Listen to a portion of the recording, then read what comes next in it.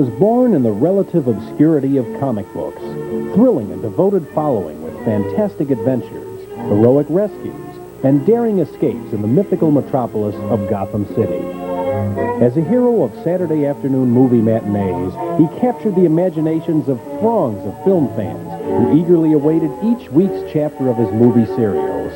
In the mid-1960s, a new generation of fans were treated to a highly stylized, colorful reworking of the dashing Daredevil. And in 1989, more than 50 years after his debut, he has become a worldwide sensation and a multimedia star of one of the most phenomenally successful movies of all time. He is Batman.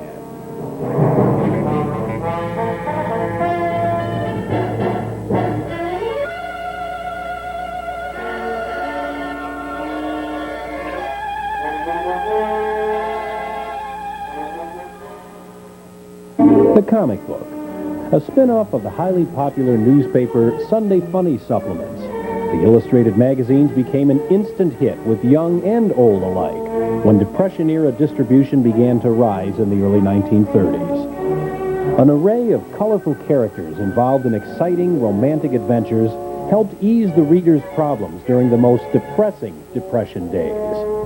Faster than a speeding As the bullet. decade neared its end, one comic hero reigned supreme. The Man of Steel, Superman. This amazing stranger from the planet Krypton, the Man of Steel, Superman. Possessing remarkable physical strength, Superman fights a never-ending battle for truth and justice, disguised as a mild-mannered newspaper reporter, Clark Kent. But the fight against evil was a huge undertaking, and public demand for newer crusaders of justice was constant. Bob Kane, a writer and illustrator for Detective Comics, was primed for the task. As the free world began to arm itself for a war which seemed inevitable, artist Kane envisioned a hero who would uplift the spirit of America. Kane analyzed the charismatic villain in the Mary Roberts Reinhardt novel The Bat, who wore a mask over his face and took on a mysterious bat-like image to both intimidate his victims and foil positive identification for his crimes. The novel was filmed as a silent movie in the 1920s, and Kane took note of the visual flamboyance of the masked bat. It seemed perfectly suited for the action-packed pages of comic books. Altering the persona to that of a crime fighter and emphasizing the nocturnal nature of his namesake, Kane presented the Batman to the world in Detective Comics number 27.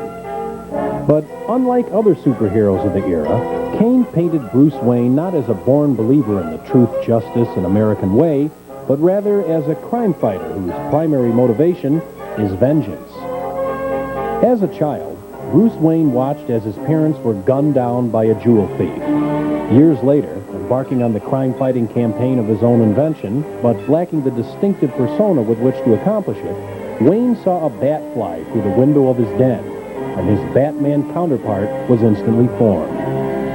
Kane created the name Bruce Wayne from a combination of two sources: Robert Bruce, a hero of the British Isles, and Mad Anthony Wayne, a dashing figure whose early exploration of the Indiana, Kentucky, and Illinois territories and countless confrontations with native Indian tribes made him a living legend of the colonial era.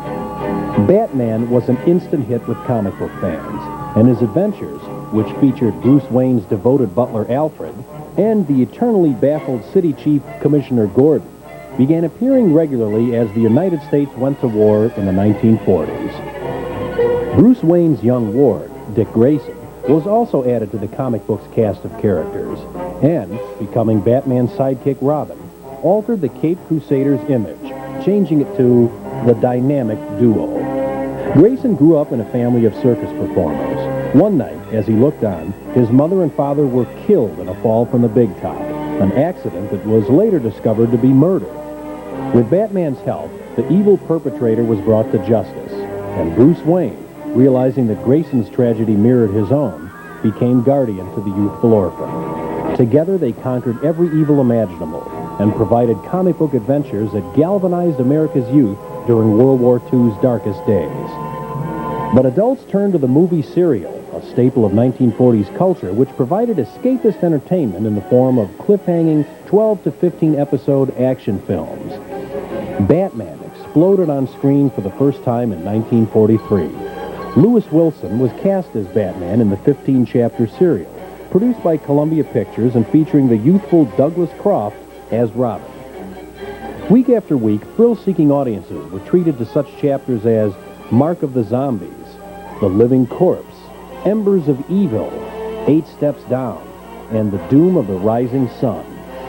The plotline of the serial pitted Batman and Robin against an evil Oriental mastermind, Dr. Dacca, played by character actor J. Carrol Naish. As anti-Japanese sentiment ran high during this wartime release, many racist and anti-Oriental remarks were woven into the dialogue. By the time the 15 chapters of Batman had run its course, Batman had dealt with a variety of insidious super-scientific devices, zombies, plane crashes, saboteurs, and even ravenous alligators. Most importantly, however, as the final footage unspooled in Chapter 15, Batman and Robin had brought the evil Dr. Dacca to justice and saved the free world from his plan of enslaving mankind. A full 6 years would pass before Batman and Robin would reappear on theater screens. The demand for heroic daring-do, which fueled the serial's success during the war years, led to a second Batman serial, The New Adventures of Batman and Robin, in 1946. Robert Lowry starred as Batman, and John Duncan was Robin in the 15-chapter serial, which featured the first on-screen appearance of Vicky Vale as a Snoopy reporter played by Jane Addams. The Vicky Vale character, legend has it, was inspired by Batman creator Bob Kane's chance meeting with an aspiring model named Norma Jean Baker, whom he met while on a visit to Hollywood. Years later, Miss Baker changed her name to Marilyn Monroe. And Commissioner Gordon also debuted in the serial. One-time leading man turned character actor Lyle Talbot, best remembered as Joe Randolph from Ozzie and Harriet, did his turn, summoning the masked crime fighters with a customized skylight, the Bat Signal, whenever Gotham City was in need of their services. It's interesting that the great Batman tradition, cultivated by the comic books for almost a decade, was again largely ignored when a villain called the Wizard was substituted for the more flamboyant and familiar Riddler, Joker, and Penguin. After World War II, Batman and his adventures were relegated to the domain of his birthright, the comic book, while Batman's comic rival Superman enjoyed tremendous success on the infant medium of television. Faster than supersonic speed, bounding across the screen in an incredible battle for truth and justice. What? The Adventures of Superman. Despite Batman's exposure being limited only to comic books, fans remained fiercely devoted. When interest in the comic character built during the mid-60s, television producers took notice, and before long, Batman was transformed into a TV program, which would become the entertainment sensation of the era, shattering the sensibilities of conventional television with its utterly unique storytelling technique. The groundbreaking style pushed the cliffhanging tradition of the movie serials over the edge of self-parody and painted it all in a crazy explosion of primary colors that went way beyond even the most hyperactive Technicolor fantasy. Kids and adults alike were enthralled by the series. TV audiences just couldn't get their fill of Batman. You're one of those who just can't get enough of Batman. Help is here. Hey, Jefferson and 12th. Hold tight. Bat turn.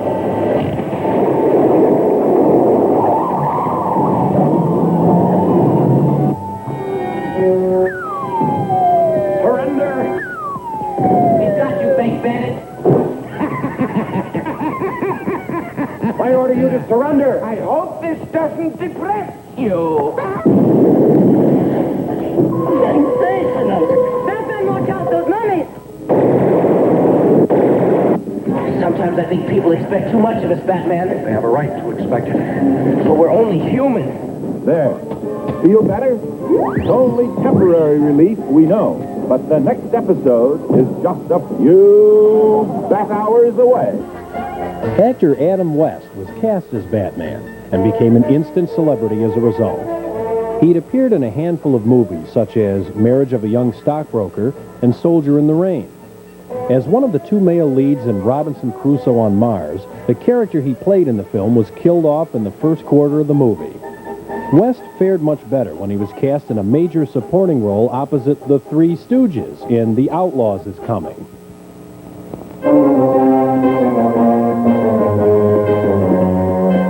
For the first time, the West's greatest outlaws in one great epic. The Outlaws Is Coming. And the Stooges is ready.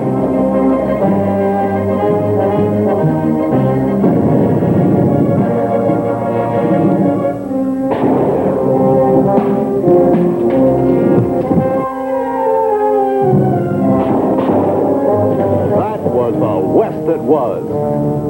Annie Oakley, Buffalo, Indians, the U.S. Cavalry, and the world's biggest nuts at their wackiest, in the wildest shootout ever to fracture the screen.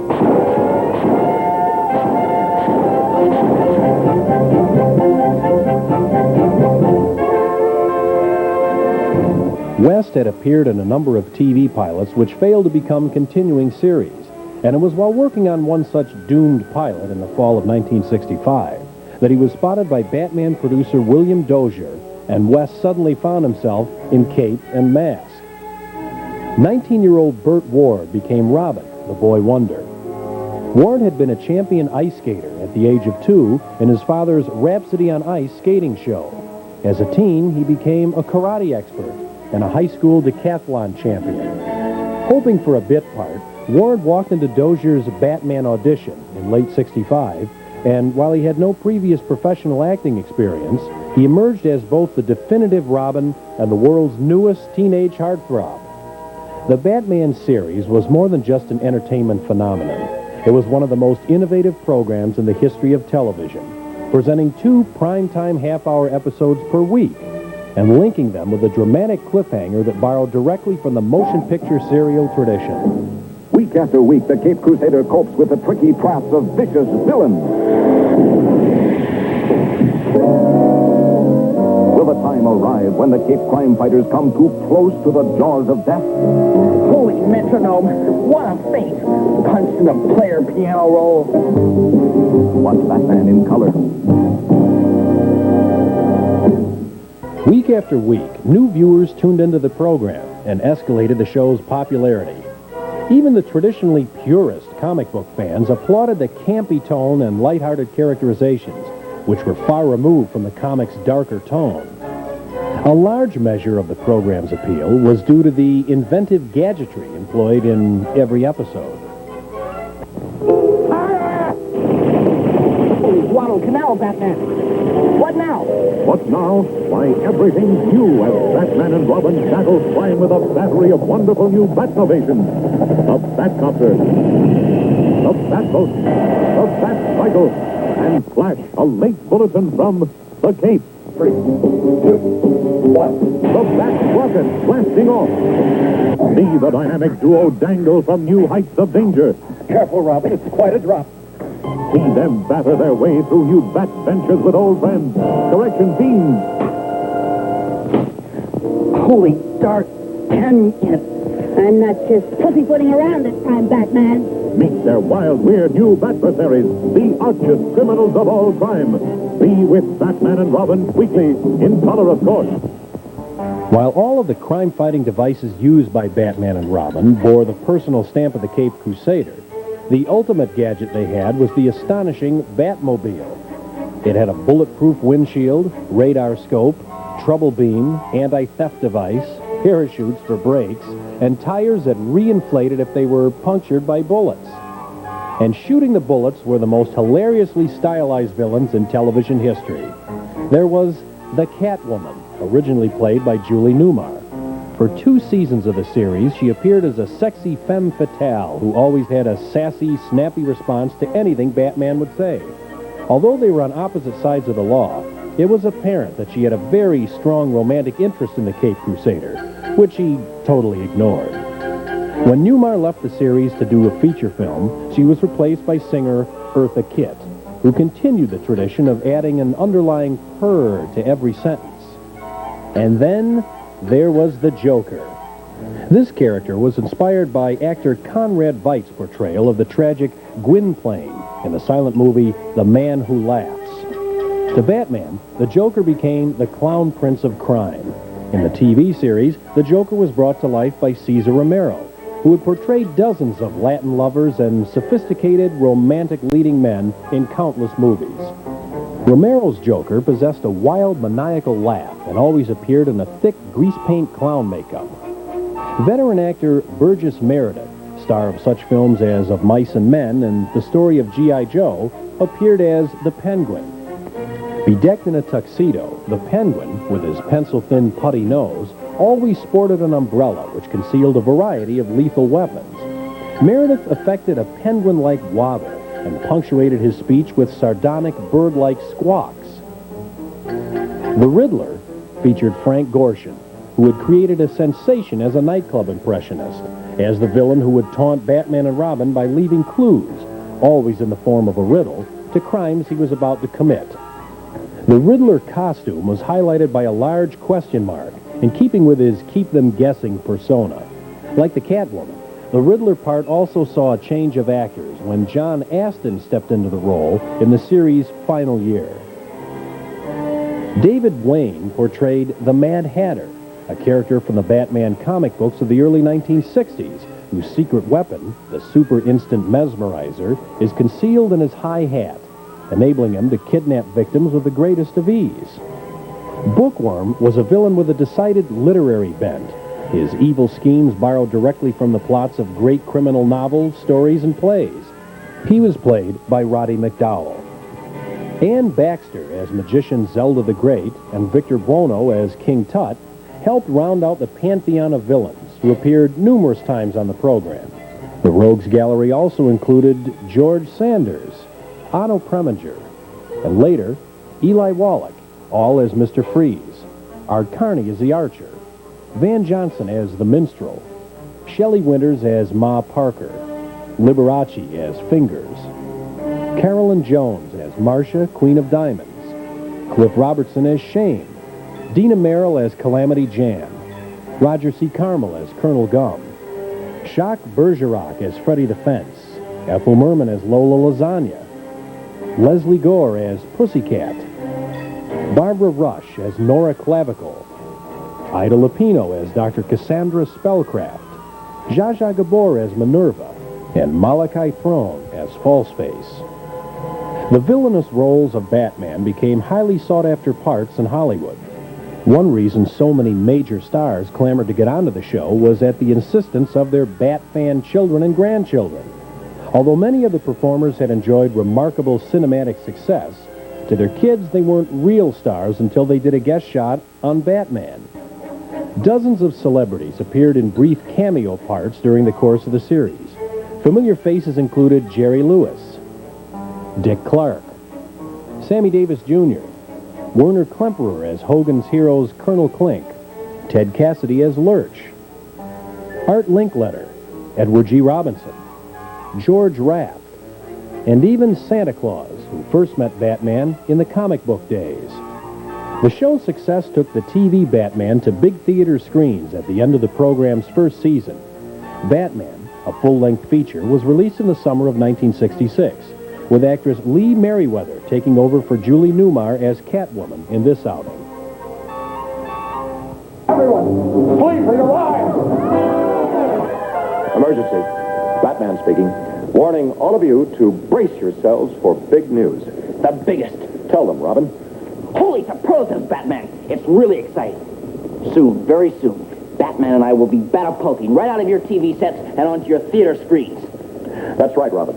Our first full-length motion picture feature in color opens a whole new world of thrills.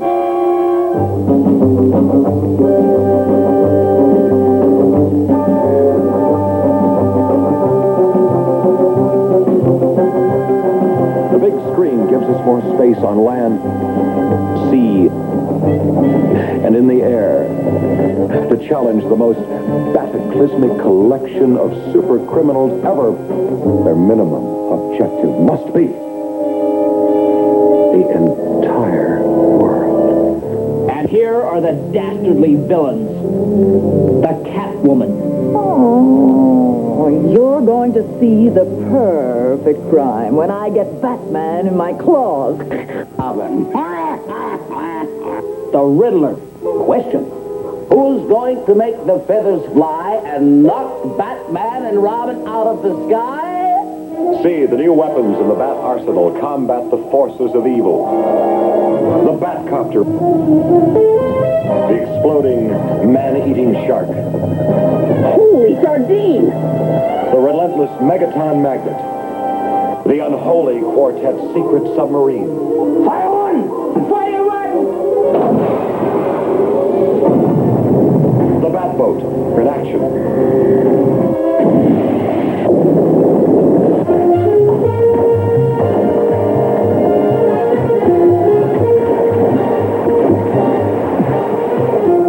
The deadly disintegrator. The attack on the Batcave. Holy hallucination!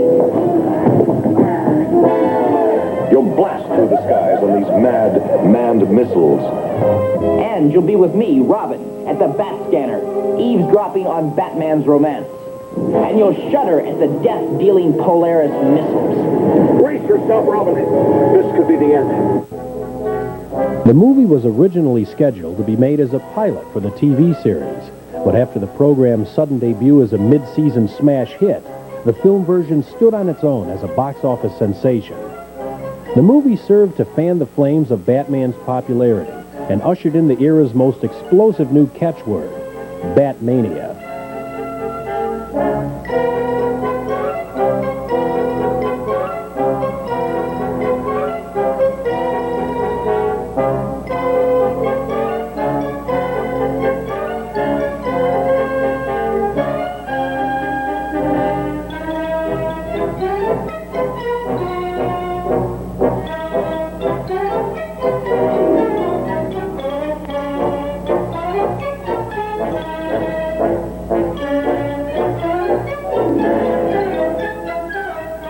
Batman was even featured on the cover of Life magazine. This gentleman to my right is a copy of Life magazine. The cover, I've just signed it. Do you realize how much this is now worth? Very, very expensive. $6,000. Now, you pay it. In a second. pay it in a second? What a great guy. Now, if I put your name on it, the price will go down to $40. Do you want your name on it? Do you want it? I have my name on this. You want your name on it? His toys, gum cards, and clothes were staples in every household. And his comic books, which had started it all nearly 30 years earlier, were being embraced by an entirely new generation of converts. As Batman and Robin began their second season as TV superstars, they hosted a special preview of ABC's 1967 programs, which showcased the tongue-in-cheek humor that had become their signature.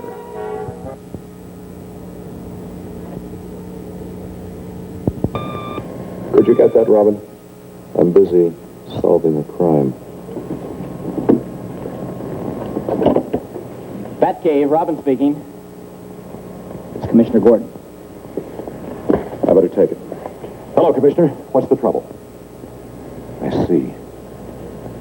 That sounds serious. We'll be right over. What's wrong, Batman? Someone has stolen a show from this fall's new season of ABC programs. Holy grand larceny! Who would do such a thing? No doubt some poor wretch who's more to be pitied than feared. Commissioner Gordon has a preview of ABC's new shows in his office right now. There's no time to lose. Let's race to the Batmobile.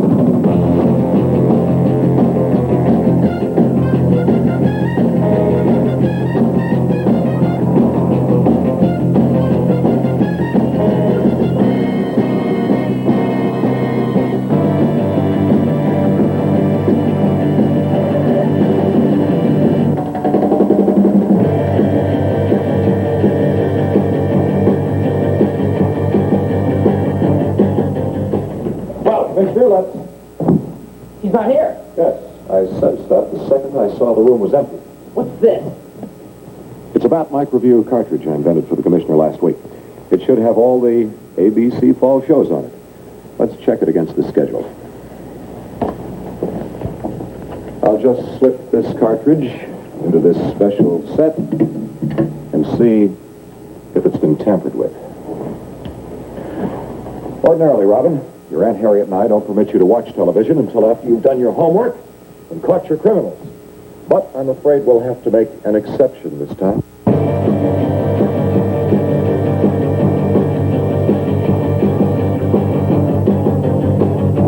Well, Robin, Monday and Tuesday seem to be in order. Holy rainbow. Every single program in color. That's really something. And look, our own daring adventures are on twice a week, just like last season. Careful. Remember, Robin, a boy wonder should be modest. Batman's success led to the TV revival of another comic book hero, the Green Hornet, who was not only given his own show, but also made a guest appearance with his sidekick Kato, karate champ Bruce Lee, on Batman's second season. The Green Hornet. That legendary nemesis of crime with his loyal companion Kato thrilled most of us as kids in one of radio's longest runs.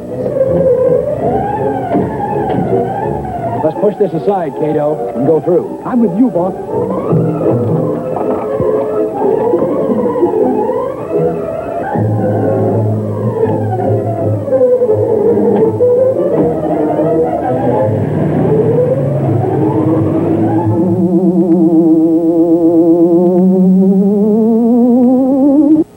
Well, Robin, according to this schedule, everything seems to be in perfect shape.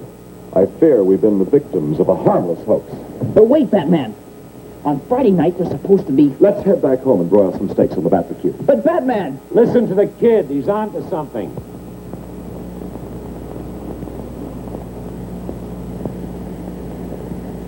There's someone under that desk.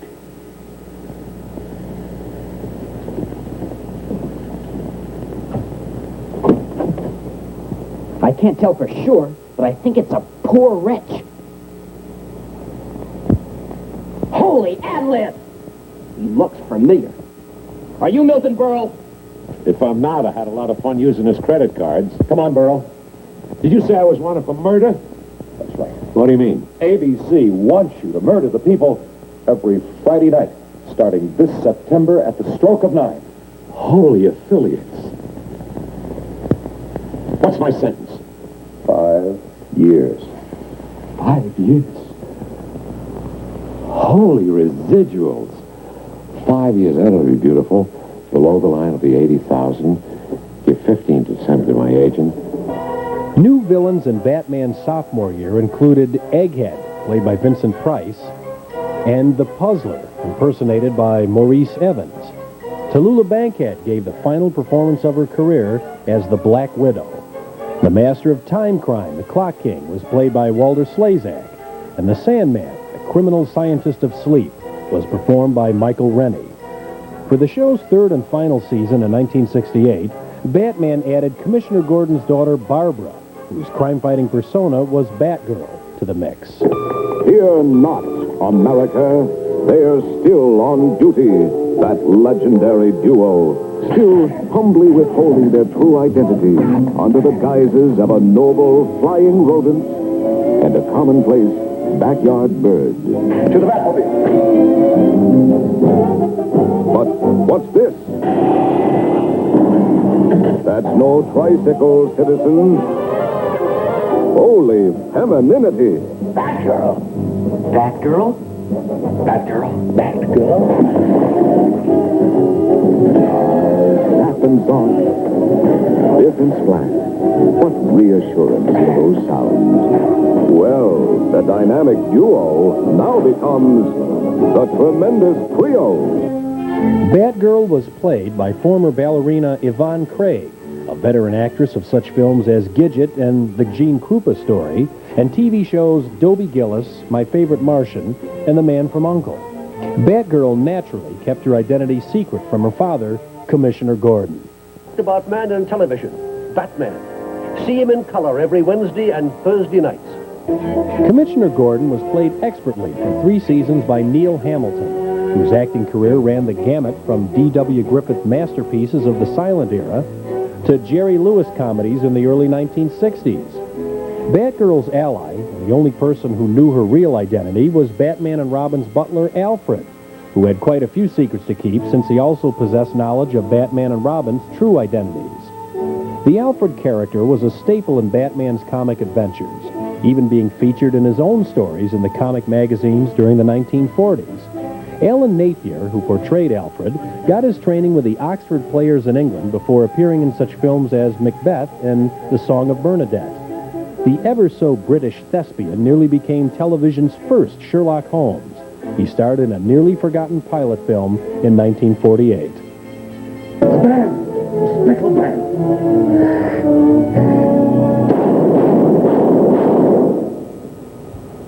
Swamp adder.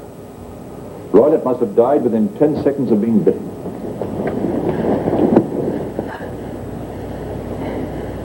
He's dead.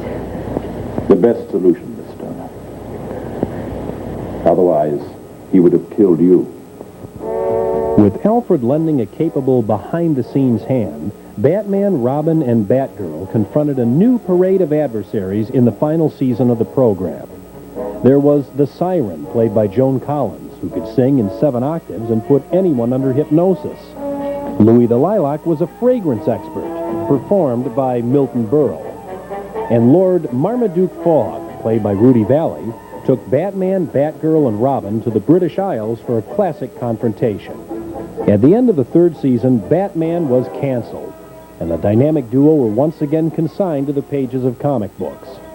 But life after Batman for Adam West and Burt Ward included a continuing identification with their famous TV roles. Conventions, trade shows, and exhibitions catered to Batman fans throughout the 1970s. Ladies and gentlemen, please welcome the greatest crime fighter of all time, Adam West, Bruce Wayne, millionaire philanthropist, Batman. Woo! Let's hear it. Come on. We grew up with this guy, the greatest TV superhero of all time. Thank you very much, Chief O'Hara. Have you seen any unusual-looking people around here? Oh, me? Do you recognize me? Do you really? Dr. Spock? Arnold Schwarzenegger.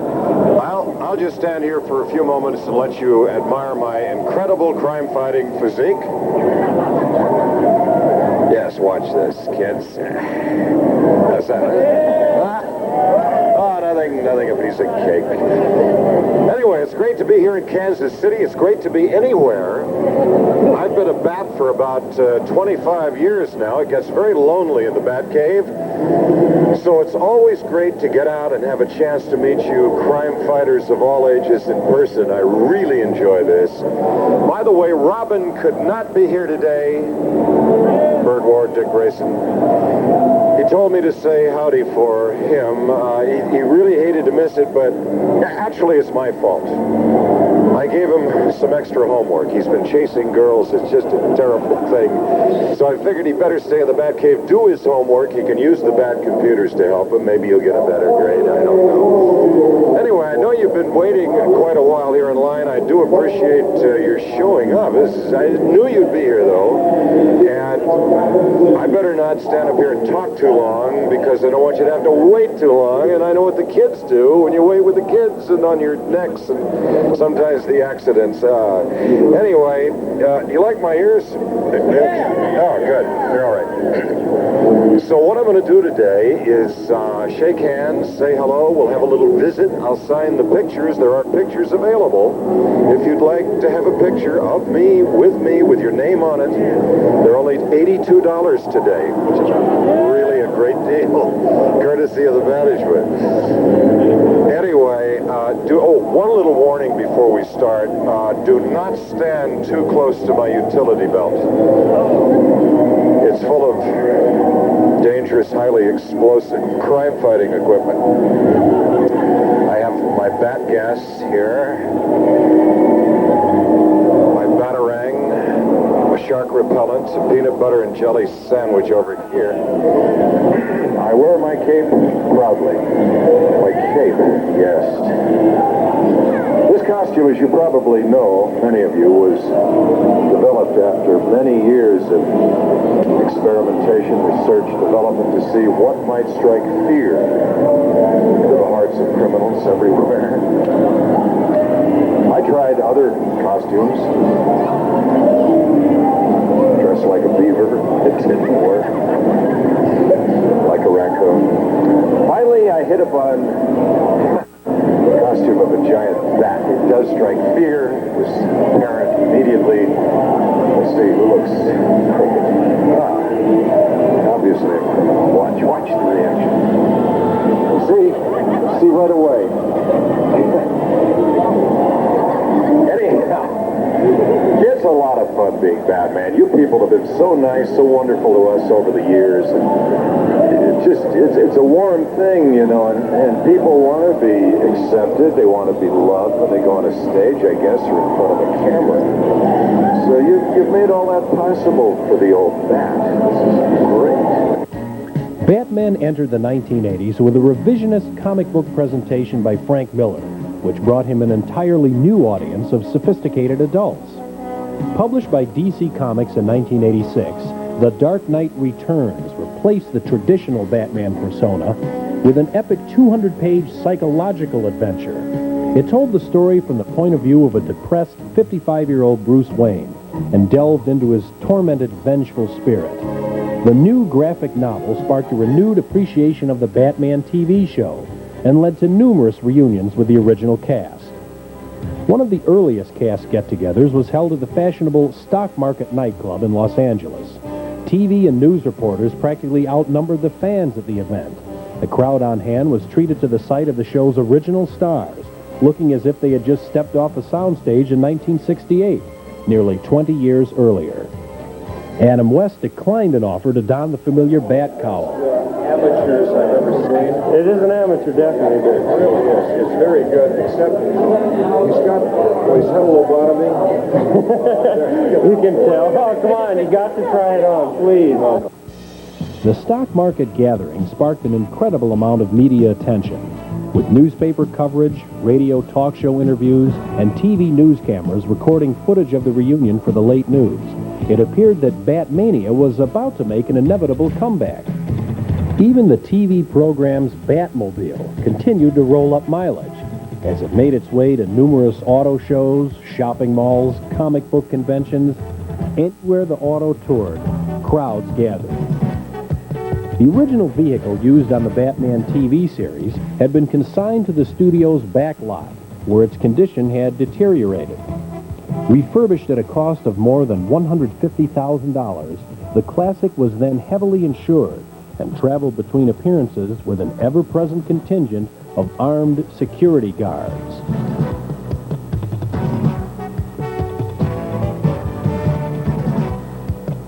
Batman collectibles proved to be a wise investment. Authentic props from the TV series command as much as $10,000, and an authentic costume even more. Early editions of Detective Comics, which once sold for a nickel, now sell for hundreds and even thousands of dollars at memorabilia auctions. Inspired by the success of the Stock Market nightclub reunion, another gathering of former Batman stars was organized for nationwide exposure by producers of The Will Shriner Show. As seen in these video home movies taken by a Bat team member, an enthusiastic crowd was on hand as Adam West and the Batmobile were reunited.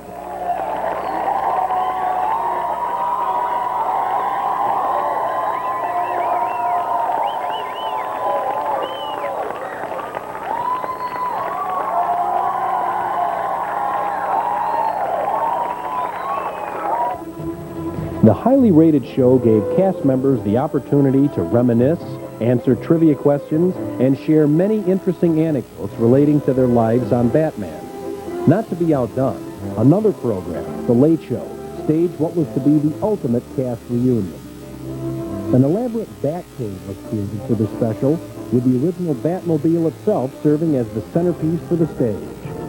In addition to Adam West, Burt Ward, and Yvonne Craig, both of the series' Catwomen, Julie Newmar and Eartha Kitt, were on hand, as was Frank Gorshin, who bedeviled Batman and Robin as the Riddler.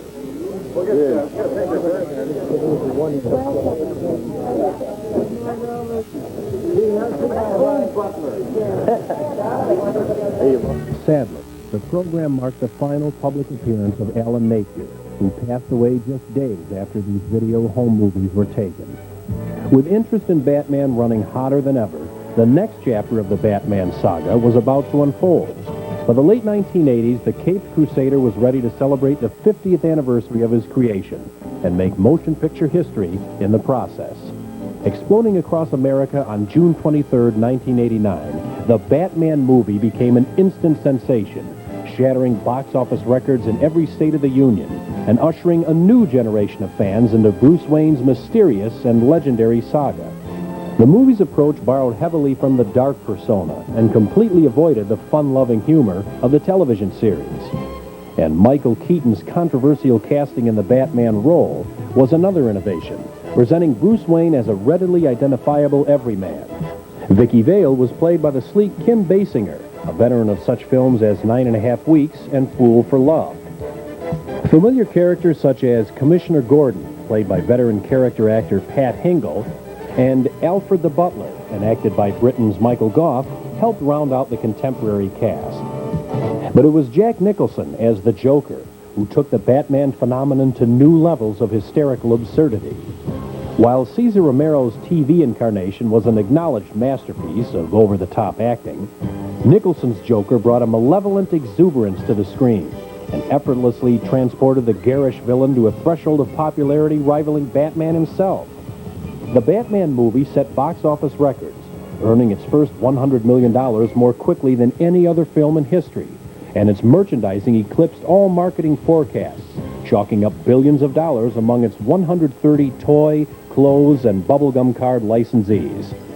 Nearly 40 different varieties of Batman t-shirts appeared on the market, and nearly as many variations of jackets and caps accompanying them. One LA store sold 7,000 packets of gum cards in 6 days. A music video starring Prince was run almost hourly on music cable television, and the movie's soundtrack music album quickly sold out upon its release. The excitement generated by the new feature-length Batman spurred yet another revival of the 1966 TV Batman. Once again, Adam West and Burt Ward mounted the Bat-cycle to re-promote the original TV program. As seen in this behind-the-scenes footage, the pair were as comfortable as ever in promoting their famous alter egos. And I'm Burt Ward, otherwise known as... And the Boy Wonder. Batman is bigger than ever. Now's the perfect bat time for audiences to get another look at all 120 half hours of one of the best produced and most successful shows in the history of television. Julie Newmar was also enlisted to assist in the studio's campaign to promote the series. Here she displays some of her famous feline allure, proving it to be as potent as ever.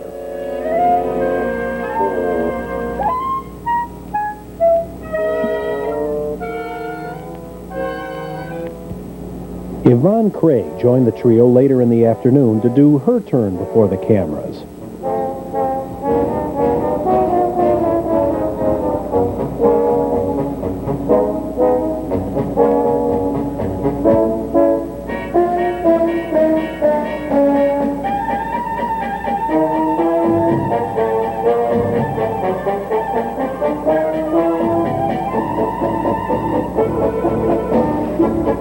Perhaps the most interesting sidelight of the shooting was the fact that the interior footage was shot on the same sound stages where the series was filmed 2 decades earlier.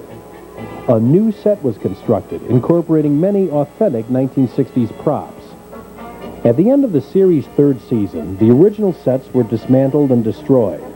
Just as the final walls fell, a call went out to reassemble the cast and crew for work on an additional season of shows, which were to be broadcast on another network. But the sets had already been destroyed, and plans to bring the series back crumbled just as quickly. Fans can only speculate as to what new villains the potential 4th season would have prompted. At the present time, there is a great deal of speculation as to the direction an inevitable sequel to the 1989 Batman will take. Hollywood gossip hints that Robin Williams may be the next Riddler. Danny DeVito is being considered as the Penguin. And talk of Cher as the Catwoman has set the Hollywood rumor mills churning. One thing is certain. The roles of Batman villains will become the most sought-after parts in movie history. While the adventures of Superman, Star Wars' Luke Skywalker, and even the Ghostbusters involve superhuman dynamics in their quest for truth, justice, and the American way, Batman's power rests entirely within himself.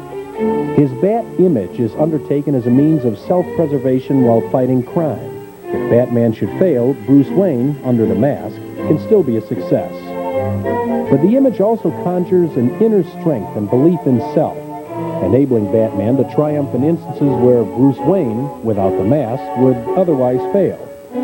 This all adds up to a vividly complex and continually fascinating character, whose singular acts of heroism reflect our own moral choices more directly than any other comic book, television, or movie character ever created. For 50 years, he has been our hero, and his legacy will no doubt continue for generations to come. I don't know who he is behind that mask of his, but I do know when we need him. And we need him now. Yes, Commissioner. Can you come to headquarters right away?